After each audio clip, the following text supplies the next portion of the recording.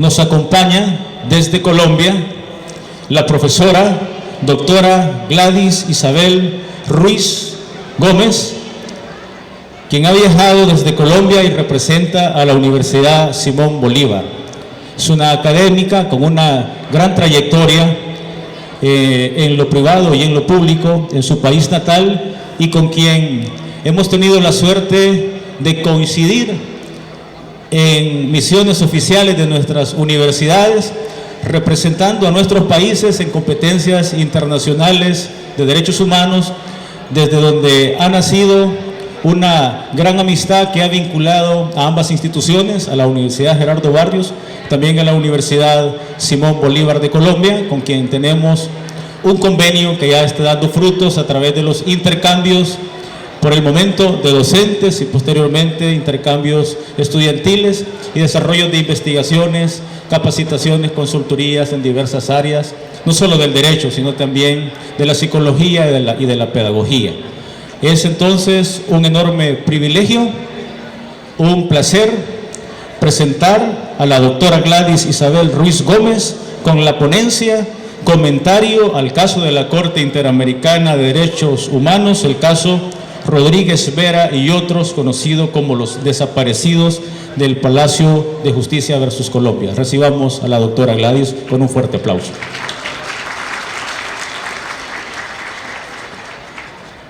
Muy buenas tardes a todos y a todas. A nombre de la Universidad Simón Bolívar de Barranquilla, le damos los agradecimientos a las directivas de la universidad por habernos invitado a este excelente evento.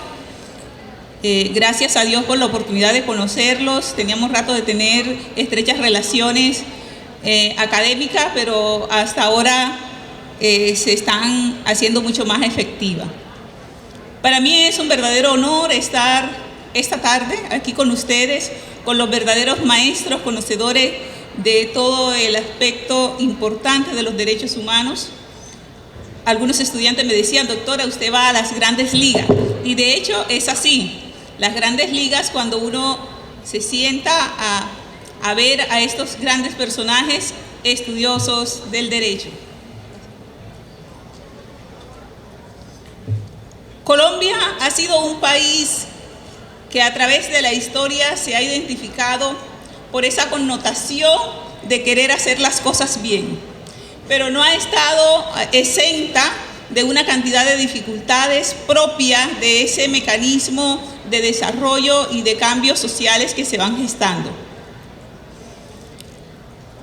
Desde los años 50, Colombia ha tenido una circunstancia especial en cuanto tiene que ver con todo lo relacionado con el narcotráfico en primera instancia, la pobreza continua y permanente, la guerra por la tierra y por salir de la situación de necesidad del pueblo. Día a día vemos nosotros cómo afecta la situación al país. Pero de las circunstancias más especiales que se han dado en Colombia en el siglo XX, han sido una, la del 9 de abril, pero sobre todo la que vamos a tratar hoy, que es el caso Rodríguez Veras y otros. Es el caso que a diario nos congela y nos hace ver cómo la patria duele. Duele en el sentido de ver cómo un Estado, sin verificar y sin tener en cuenta al ser humano como tal, en forma desproporcionada y buscando la forma de esconderle a la historia la realidad, entra a opacar y a buscar opacar y quitar del medio a uno subversivo. La Corte Interamericana de Derechos Humanos, en una sentencia que bajo nuestro concepto demoró mucho en darse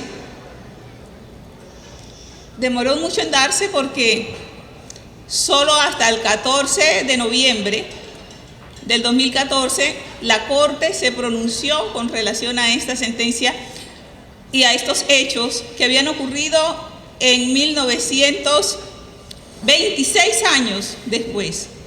De allí que nosotros, los colombianos, de alguna forma vemos que la Corte, no la Corte, porque no podríamos decir que la Corte, porque cuando el procedimiento que se dio ante la comisión, particularmente vemos que fue tardío. En la comisión tuvo 20 años.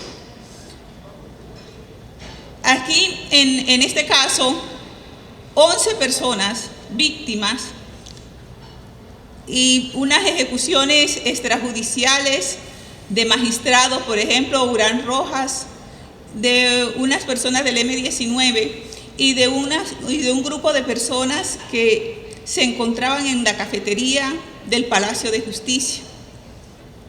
En el Palacio de Justicia encontramos nosotros que estaba la sede de la Corte Suprema de Colombia y el Consejo de Estado. Un 6 de noviembre de 1985 entran 35 hombres del M-19, no se entiende cómo, pero entraron en forma muy rápida y tomaron como rehenes a todos los magistrados que estaban, a los visitantes y a los empleados. Esto no es justificable que se haya dado porque el gobierno con antelación sabía a ciencia cierta que esta incursión se iba a dar. Sabía en qué fecha probable podría ser y cuáles eran los objetivos de esta incursión. No debemos perder de vista que años anteriores el narcotráfico estaba muy fuerte. Pablo Escobar estaba exactamente detrás de todo ello. Y Pablo Escobar decía, preferimos una tumba en Colombia que ser extraditado. La Corte se había pronunciado con relación a la inexequibilidad de deportar, de llevar a los colombianos, cosa que no quería a los Estados Unidos, no querían los narcotraficantes que ir a los Estados Unidos porque sabían que allí iban a ser tratados de una forma inadecuada según el parecer de ellos. La Corte se había pronunciado en relación a eso y lo había hecho a pesar de las amenazas permanentes y continuas que se estaban dando. Un orgullo nuestro, Reyes Echendía, quien realmente tomó esa disposición y siguió adelante con todo esto en procura de que el país se tornara un poco menos conflictivo. Cuando ya entra el 6 de noviembre, los del M-19 toman el Palacio de Justicia, el gobierno de inmediato a través de sus fuerzas entra también, pero entra de una forma desproporcionada y buscando todos los medios, con tanques de guerra, con fusiles, ametralletas electrónicas, bombas. Esto generó un conflicto dentro del palacio y así fue que murieron muchas personas. En primera instancia se dieron dos grandes incendios. Las personas corrían de un sitio a otro y entre los baños se metían en procura de salvaguardar su vida. Aquellos que se salvaron de las balas murieron calcinados en el tercer incendio.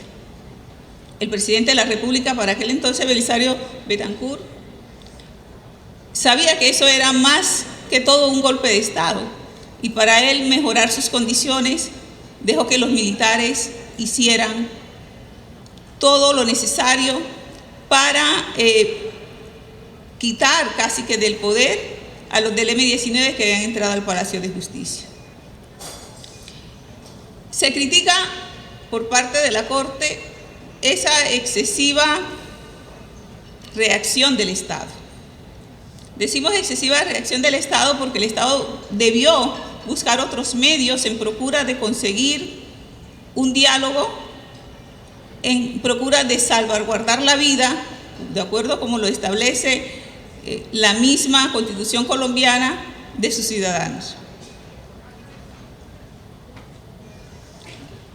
Los hechos del caso se remontan, como ya lo venía diciendo, a ese noviembre 6 y 7 de 1985, fecha que no se nos olvida a nosotros porque en esa fecha se acabó con la vida de excelentes juristas y personas.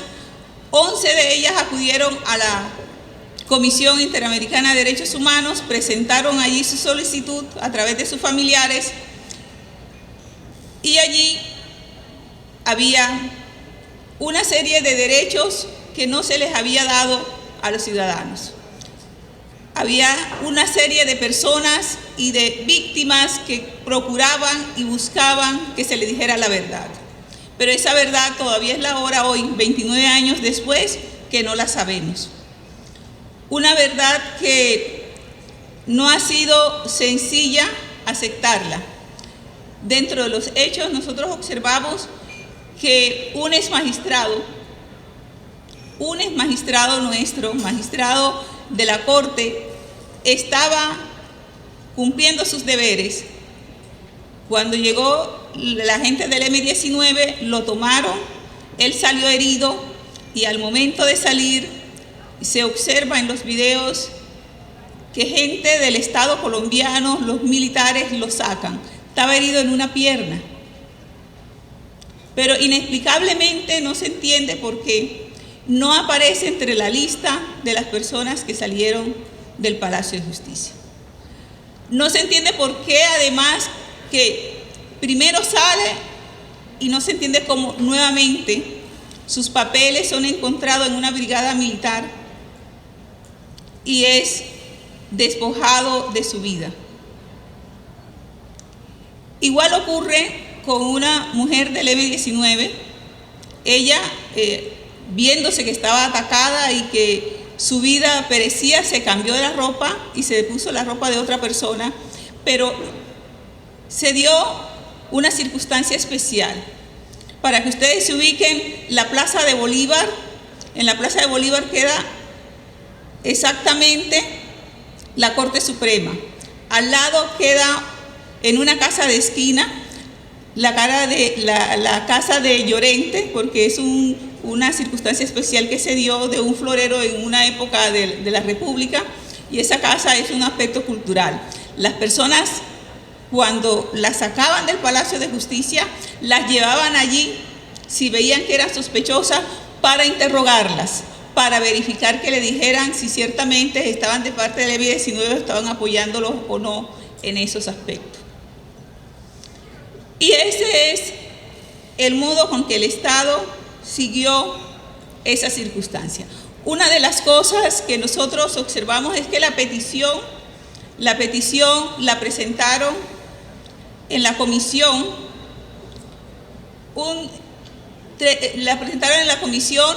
las víctimas, pero las víctimas esperaban que se dieran realmente unos resultados apropiados en corto tiempo, pero no fue así.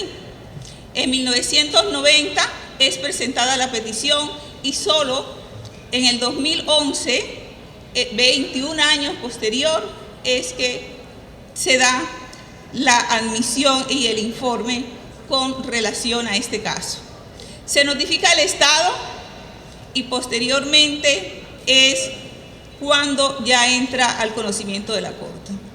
Es injustificable que la comisión que ha hablado tanto del plazo razonable, que ha hablado tanto de cómo los estados deben responder frente a las investigaciones que se dan, sea exactamente ellos que en más de 20 años no se pronuncian con relación a un caso.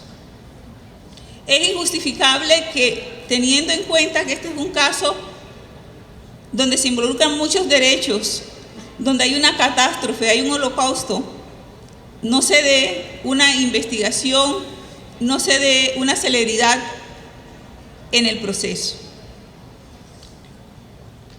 En Colombia, estas peticiones han sido siempre vistas a través de la Corte como la salvaguarda de la verdadera justicia. Pero en este caso la justicia, como vamos a ver, no fue la mejor. El Estado presentó unas excepciones, presentó exactamente 2 excepciones. La primera diciendo que no era aplicable el DIH, cosa que realmente la Corte con antelación ya se ha pronunciado con relación a ello y no tenía, y de allí se cuestiona realmente también esa circunstancia de la mala defensa que el mismo Estado hizo frente a la Corte. También habló el Estado sobre la incompetencia de la Corte para conocer del caso de desaparición forzada. La Corte, actuando de buena forma, le manifiesta que no es una circunstancia que debe conocerse en la parte preliminar, sino en el fondo. En el fondo de este caso se trataron las problemáticas de desaparición forzada seguida de ejecución extrajudicial, esto en el caso del exmagistrado, el cual fue en primera instancia lo sacaron, luego lo llevaron a una brigada, allí lo interrogaron, lo sometieron a unas situaciones difíciles de golpe y todo lo demás.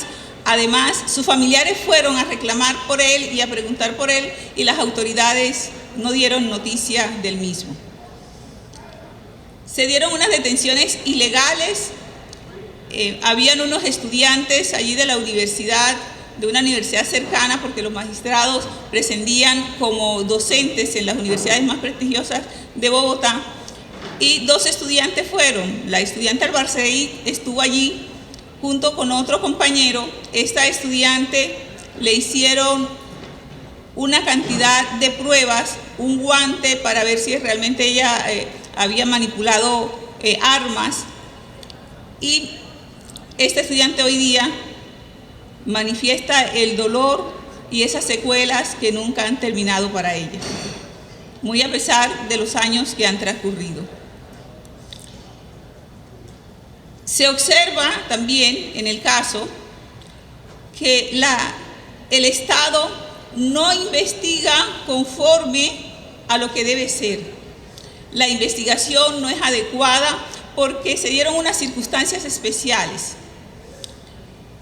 El sitio donde se cometieron los hechos, al momento, el Estado nunca ha estado preparado por unas circunstancias como esta. Medicina Legal, que es el sitio donde llevan a las personas que mueren, entre ellas 94 personas supuestamente fueron las que fallecieron, porque no hay a ciencia cierta una estadística de cuántas personas fueron, porque la mayoría estaban calcinados. Se llevan a Medicina Legal, pero Medicina Legal no tiene en cuenta cómo se deben hacer el levantamiento de estos cadáveres. Hay algunas circunstancias que dentro de la limitación del ejercicio para el levantamiento del cadáver puede entrar a determinar si pertenece o no a una persona, una prenda de vestir, un reloj, algo que pueda identificarlo. Las personas que estaban haciendo estos levantamientos no eran las idóneas, no estaban capacitadas para realizar estos actos. El Estado no preveyó lo que debía prever. La obligación del Estado era tomar las medidas adecuadas y pertinentes en procura de evitar esta catástrofe. Y el Estado no lo hizo, apartándose de sus obligaciones constitucionales establecidas de una forma muy clara. El Estado violó también el derecho de las víctimas, en este caso de los familiares de las 11 personas desaparecidas y de las 11 personas que el Estado aún a la fecha no da un informe real de qué fue lo que aconteció con ellas.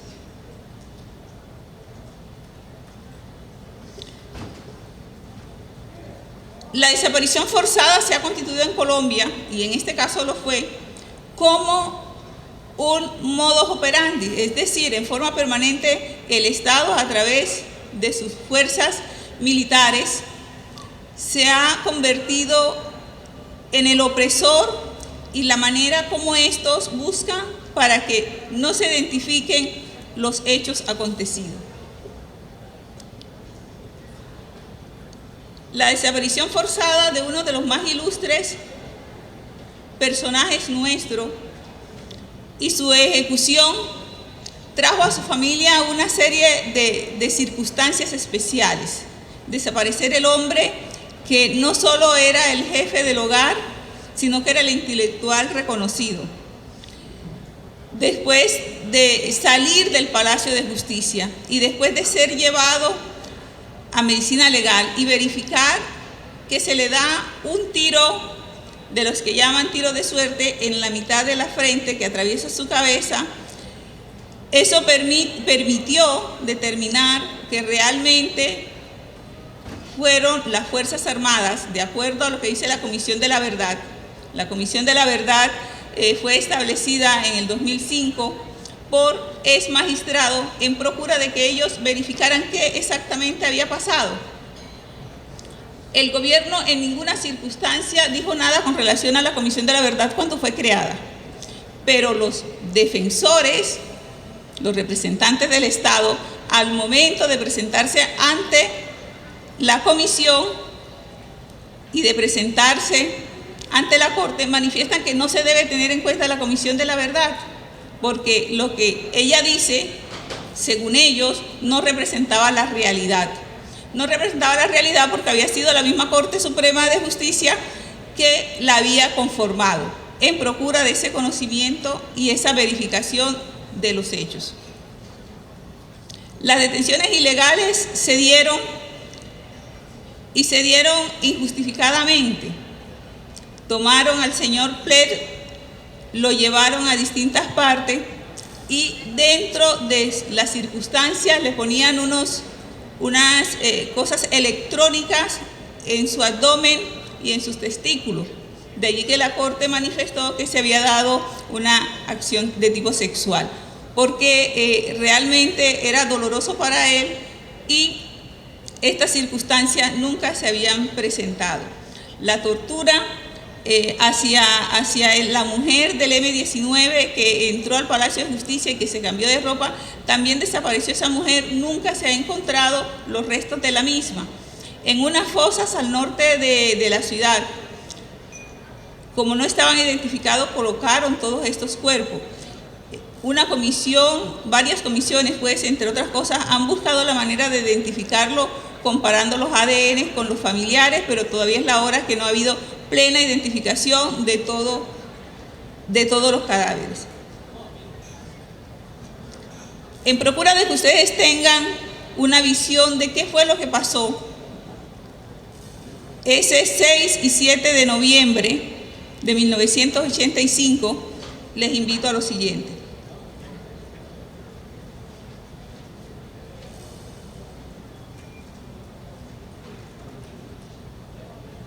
En 1985, un comando del movimiento guerrillero M-19 se toma por asalto la sede del Palacio de Justicia. Detrás de este cruento episodio está Pablo Escobar, con el fin de presionar la caída del tratado de extradición. Desde la cárcel ordenaremos tu ejecución y fumigaremos con sangre y con plomo a tus más preciados miembros de familia. Si el tratado de extradición no cae, derrumbaremos la estructura jurídica de la nación.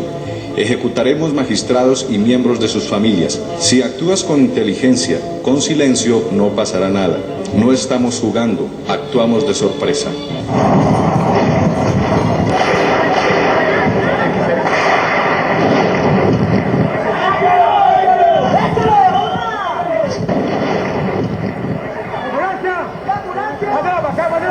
Durante 2 días, Colombia asiste a la más violenta y despiadada acción de la guerrilla. Su objetivo, enjuiciar al presidente Belisario Betancourt. El motivo, vengar lo que el M-19 considera una traición del primer mandatario a los procesos de paz.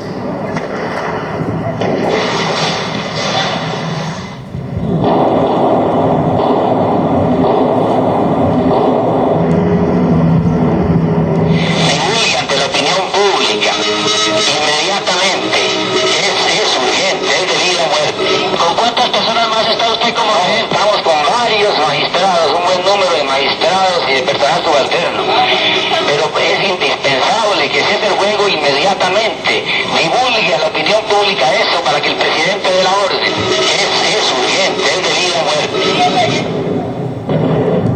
Alfonso Reyes Echandía, cuéntenos, pero ¿qué hay que hacer?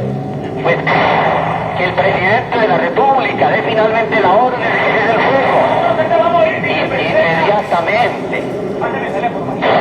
Un momento, por favor, un momento.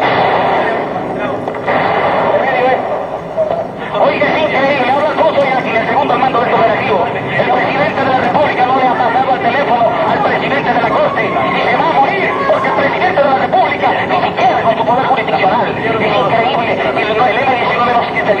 ha tomado el Palacio de Justicia, se lo tomó desde el ejército. Es lo increíble, el ejército hizo con su tanque, el que está sonando los tiros. Cuando entra en este piso nos morimos todos, sépalo. ¿Quién esté afuera? Yo sé que salieron varios magistrados, no sé si tal vez esté entre ellos.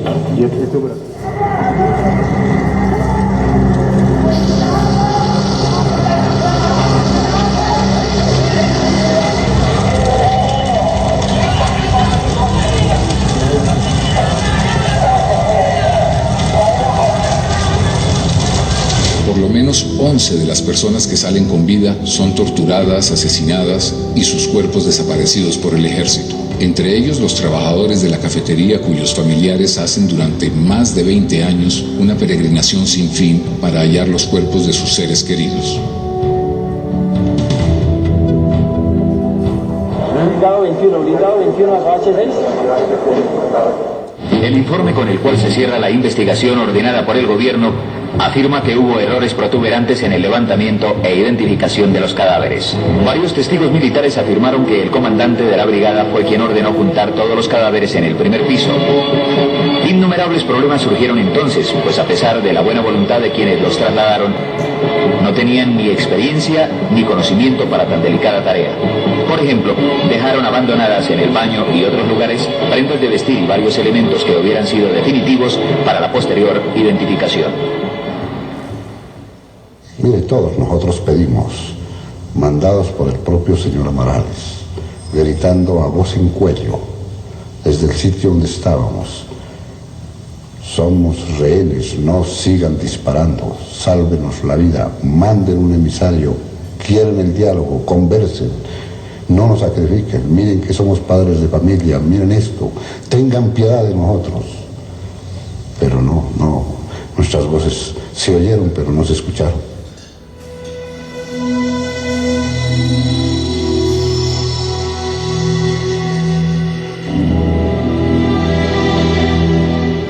Cuando los filósofos del entendimiento...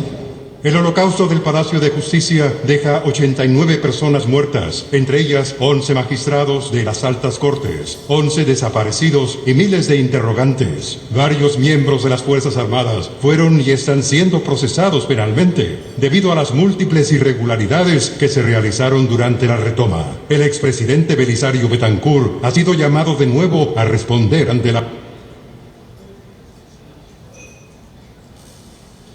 Este video es diciente de lo que ocurrió aquel 6 y 7 de noviembre. Más de la mitad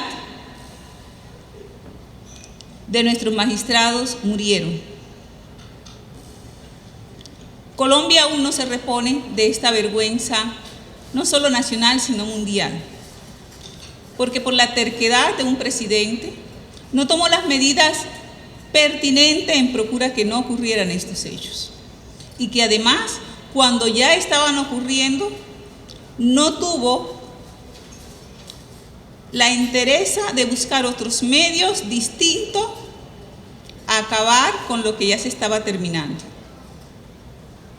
35 hombres solo fueron los que entraron. ¿Cuántos entraron por el gobierno? Hay 4 procesos pendientes contra altos, grandes militares que tomaron el Palacio de Justicia y que estuvieron ahí en lo que se denomina la retoma del Palacio. Entre ellos, el general Plaza. Sin embargo, todos los procesos no han terminado en nada favorable. Después del pronunciamiento de la Corte, nosotros los colombianos esperamos que esto tenga una relevancia y que los tribunales internos del Estado puedan tomar decisiones más acertadas. Realmente no entendemos por qué hasta el día de hoy no tenemos un solo condenado en este caso. En las consideraciones, ya para concluir, porque me han permitido que el tiempo sea ajustado, en cuanto al litigio, el Estado no llevó los mejores abogados para representarlo. Por eso Hoy el estímulo a ustedes y las universidades estamos trabajando en Colombia arduamente, y veo que aquí también, en el fortalecimiento de nuestros estudiantes en temas de derechos humanos, en procedimiento ante la Corte, para que exactamente no se presente lo que se presentó en Colombia, que dentro de este caso presentaron documentos hasta en forma extemporánea, circunstancias que no debe hacer un buen abogado. La excesiva duración en la comisión de esta petición demuestra que la comisión tiene que reestructurarse, tiene que verificarse qué es lo que está pasando, porque no se está aplicando el principio de la igualdad, en el sentido que nosotros observamos que hay casos que duran 5 o 7 años como máximo, en cambio este duró 24 años. Otra situación que de repente no tuvo en cuenta la Honorable Corte es las circunstancias de las víctimas. Sí, fueron 11, pero de esas 11, ¿se han preguntado ustedes cuántas fueron mujeres? 8. 8 eran mujeres. La Corte no hizo ningún pronunciamiento con relación a esto. No estamos hablando en atención que haya habido una circunstancia de género como tal, porque no es aplicable, pero sí debemos determinar, y la Corte debió hacerlo, que por el hecho de ser mujeres y estar en un sentido de inferioridad, debió pronunciarse con relación a esto. 8 de 11, y esas 8 eran mujeres, mujeres, madres, mujeres, hijas. Con relación al derecho de la verdad, que se pronunció en forma muy especial uno de nuestros invitados aquí, el derecho a la verdad debe considerarse como un derecho autónomo, y de hecho comparto eso, ya lo había dicho también la comisión con antelación, pero en este caso no se entiende el por qué no se verificó como un derecho autónomo, sino que se tuvo en cuenta fue el artículo 25 en relación con el artículo 8 de la Convención. Si se tratara como un derecho autónomo, hubiese dado mayores posibilidades a que la investigación e individualización de las personas que cometieron los hechos pueda darse en una forma más rápida. Sabemos nosotros que la Corte no individualiza en cuanto a quién cometió el hecho, sino que va en relación al Estado, pero en forma interna, cuando la Corte da la orden de que se siga con la investigación, se puede identificar a plenitud quiénes cometieron los actos y por qué lo cometieron.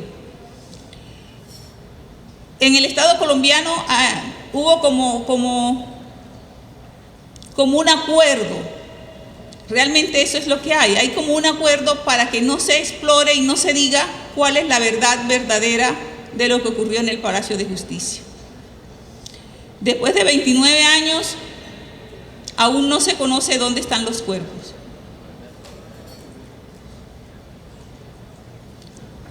No debemos perder de vista que el Estado toleró los hechos y los continúa tolerando. Las indemnizaciones, y comparto lo que decían nuestros honorables conferencistas esta mañana, las indemnizaciones no acaban con el problema. Las indemnizaciones económicas a veces se convierten en un problema. Hay que buscar exactamente es el perdón, y hay que buscar la verdad para llegar al perdón. Una madre de familia no se conforma con que le den muchos millones por un hijo. Ella quiere saber quién lo mató y por qué lo mató. Y porque por nada del mundo una madre vende un hijo. Para concluir, quiero invitarlos a que vayan a Colombia. Vayan a Colombia, porque Colombia no es eso que acabamos de ver. Eso fue un episodio en la historia nuestra. Hoy somos diferentes. Hoy trabajamos más por los derechos humanos. Hoy procuramos mejorar. Y hoy procuramos creer en la verdad. No podemos quedarnos solo con la ilusión de lo que vimos. Ciertamente todos los países latinoamericanos tenemos problemas, pero lo más importante es que tenemos gente pujante que quiere salir adelante. Que tengan todos y todas muy buenas tardes.